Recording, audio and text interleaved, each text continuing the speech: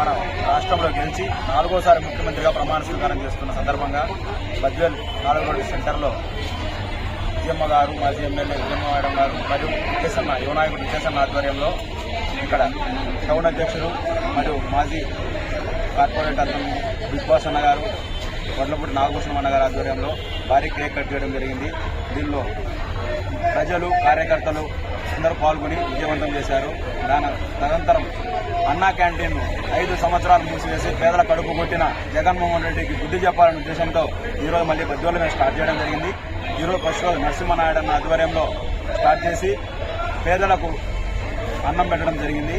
పేదలకు అన్నం పెట్టడం ముందు ఉన్నదే అన్నా క్యాంటీన్, దాన్ని నరరూప రాక్షసుడైన జగన్ గారు క్లోజ్ చేసి పేదలను ఇబ్బంది పెట్టడం జరిగింది. అందువల్ల ఈరోజు స్టార్ట్ చేశాము.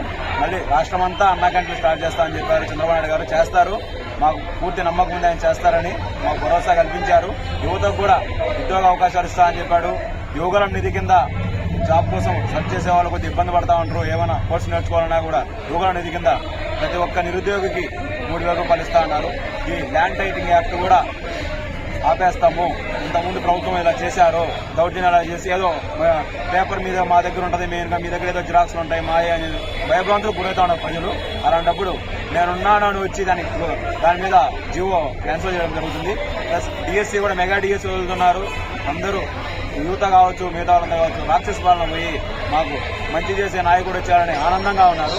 మరొకసారి కృతజ్ఞతలు తెలుపుకుంటూ మరొకసారి అభినందనలతో చంద్రబాబు నాయుడు గారికి, లోకేష్ గారికి, పవన్ కళ్యాణ్ గారికి, మోడీ గారికి జై టీడీపీ, జై రిజేసన్న, జై విజయం మేడం.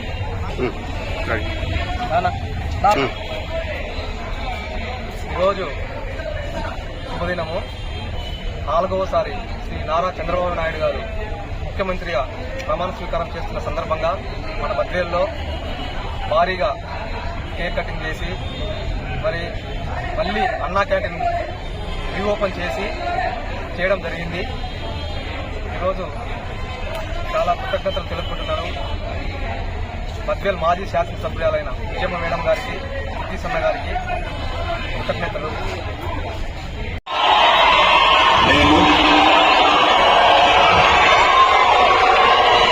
కొనిదెల పవన్ కళ్యాణ్ అనే నేను శాసనం ద్వారా నిర్మితమైన భారత రాజ్యాంగం పట్ల నిజమైన విశ్వాసం, విధేయత చూపుతానని, భారతదేశ సార్వభౌమాధికారాన్ని, సమగ్రతని కాపాడుతానని ఆంధ్రప్రదేశ్ రాష్ట్ర మంత్రిగా నా కర్తవ్యాలను శ్రద్ధతో, అంతఃకరణ శుద్ధితో నిర్వహిస్తానని, భయం గాని, పక్షపాతం గాని, రాగద్వేషాలు గాని లేకుండా రాజ్యాంగాన్ని, శాసనాలని అనుసరించి ప్రజలందరికీ న్యాయం చేకూరుస్తానని దైవ సాక్షిగా ప్రమాణం చేస్తున్నాను. నేను కొనిదెల పవన్ కళ్యాణ్ అనే నేను